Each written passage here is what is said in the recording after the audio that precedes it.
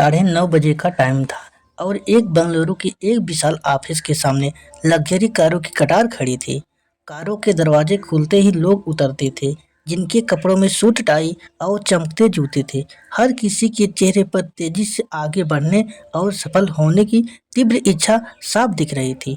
उसी भीड़ में एक युवक बहुत शांत कदमों से चलकर ऑफिस के मुख्य गेट की ओर बढ़ रहा था। उसके कंधे पर एक पुराना बैग लटका था, कपड़े हल्के से सिकुड़े थे और जूते इतने घिसे हुए कि लगता था कई सालों से चलते आ रहा है। उसका नाम था राहुल। कोई भी उसकी ओर ध्यान नहीं देता था, क्योंकि सबकी नज़र में वह एक साधारण कर्मचारी था। लेकिन असल में राहुल साधारण कर्मचारी नहीं था। वह उस कंपनी का असली वारिस था और भविष्य का मालिक था।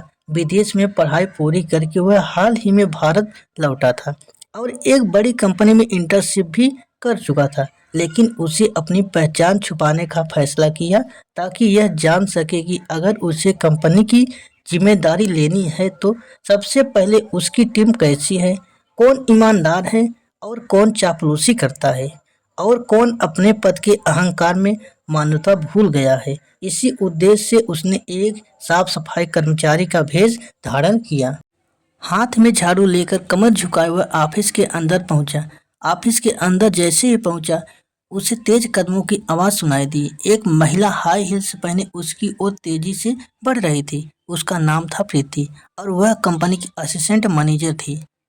वह कठोर स्वभाव वाली और अपने अधनिष्ठ कर्मचारियों पर सख्ती करने के लिए जानी जाती थी। राहुल को देखते ही प्रीति की आंखें सिकुड़ गई। उसे ऊपर से नीचे तक अपनी नजरों से परखा और कठोर स्वर में बोली, यहाँ क्यों खड़े हो?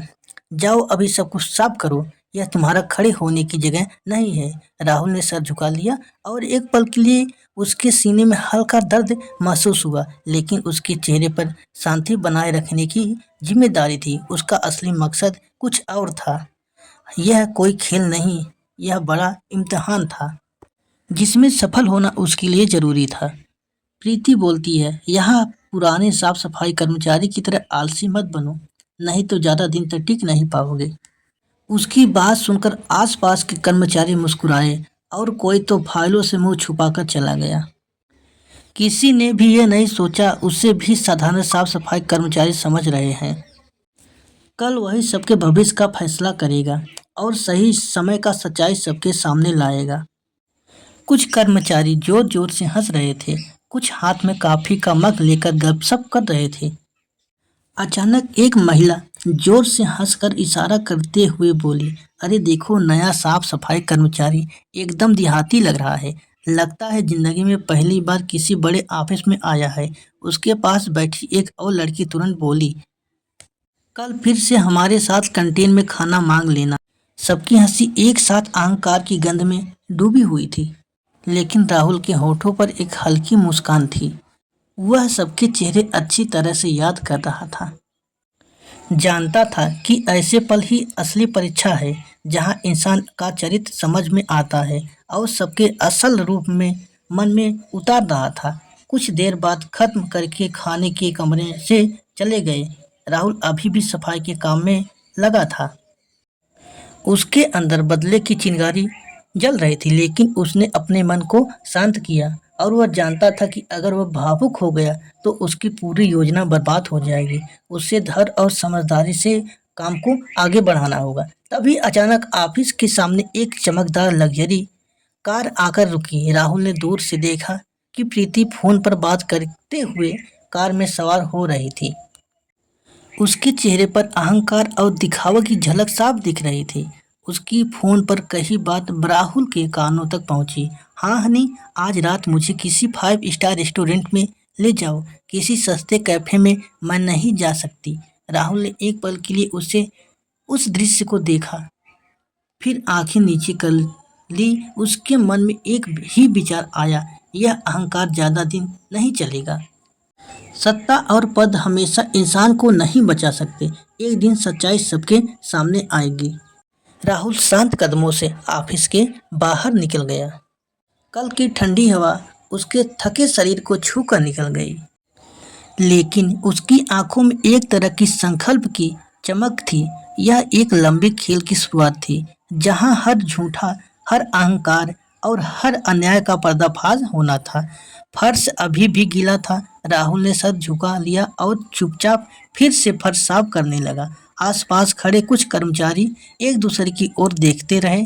किसी के मन में शायद थोड़ी सहानुभूति आई, लेकिन किसी ने मुंह खोलने की हिम्मत नहीं की। उन्हें पता था कि प्रीति के सामने बोलना मतलब अपनी मुसीबत को बुलावा देना।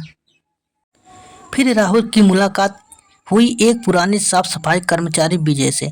विजय कई सालों से कंपनी में काम कर रहा था। वह एक साधारण और सीधा इंसान था। कम बोलता था, लेकिन उसका मन बहुत साफ था। वह हमेशा कड़ी मेहनत करता था और किसी से झगड़ा नहीं करता था।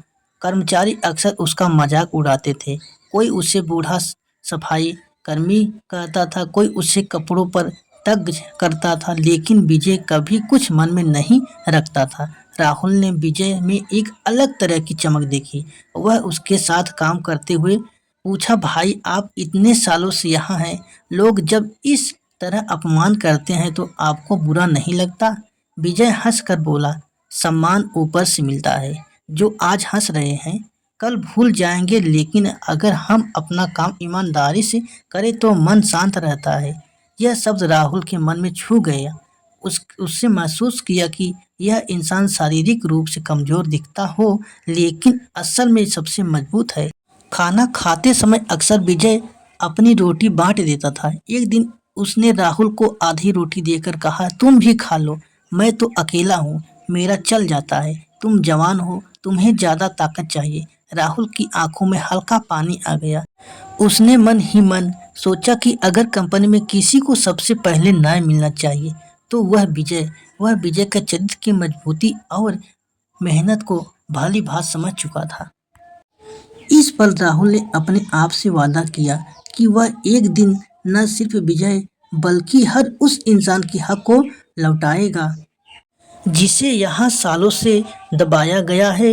लेकिन वह जानता था कि अभी वक्त नहीं है और बहुत कुछ करना होगा और सही मौके की प्रतीक्षा करनी होगी। और राहुल ऑफिस के हर कोने में होने वाली घटनाओं को बारीकी से देखने लगा। तभी कंपनी में पैसे की चोरी हो गई और खबर फैलते ही ऑफिस में हड़कंप मच गया। सभी अपनी डेस्क छोड़कर उठ गए और चर्चा करने लगे। कोई कहता था शायद कागजों में गलती है, कोई कहता था यह जरूरी नहीं, कोई कर्मचारी भी हो सकता है। सबके चेहरे पर गुस्से की लाली थी। प्रीति ने सबसे जोर से चिल्लाते हुए कहा, किसने चुराया पैसा? यह काम बल्कि और किसी का नहीं बल्कि विजय का है, जो कमरे में पानी लेकर गया था। प्रीति ने विजय की ओर देखा और कहने लगी। विजय बोलने लगा, मैडम हमने कुछ नहीं किया है, हमने सिर्फ पानी का गिलास ही रखा था कमरे में, पैसा नहीं लिया था मैडम। सभी विजय की तरफ इशारा करने लगे। कोई विजय के पक्ष में नहीं बोला। वो जानते थे कि प्रीति का अधिकारियों का अच्छा रिश्ता है, वो उन्हें नौकरी से निकलवा सकती है। मानव संसाधन विभाग को तुरंत सूचना किया गया और विजय को सख्त चेतावनी दी और विजय कमरे से बाहर निकल गया। विजय निर्दोष है, राहुल यह सब कुछ देख रहा था भली भांति। उसके बाद रात में जब ऑफिस खाली हो गया, राहुल चुपचाप सिक्योरिटी रूम में गया। वहां कंप्यूटर पर जाकर उसने कमरे के कैमरे को रिकॉर्डिंग खोली। स्क्रीन पर साफ दिख रहा था कि कमरे में आया विजय तुरंत पानी रखता है और बाहर निकल जाता है, पैसे वाला बॉक्स छूता भी नहीं है।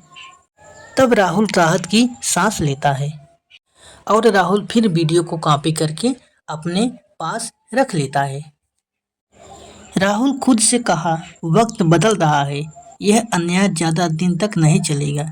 यह रात राहुल के लिए बहुत महत्वपूर्ण थी। उसने तय किया कि वह अब सिर्फ दर्शक नहीं बनेगा बल्कि बहुत जल्द इस व्यवस्था को तोड़ देगा। अगले दिन सुबह ऑफिस में एक अलग तरह की शांति थी। सब जानते थे कि कुछ बड़ा होने वाला है। ठीक उसी समय ऑफिस के मुख्य गेट पर एक नई लग्जरी कार आकर रुकती है। स्मार्ट युवक उतरा।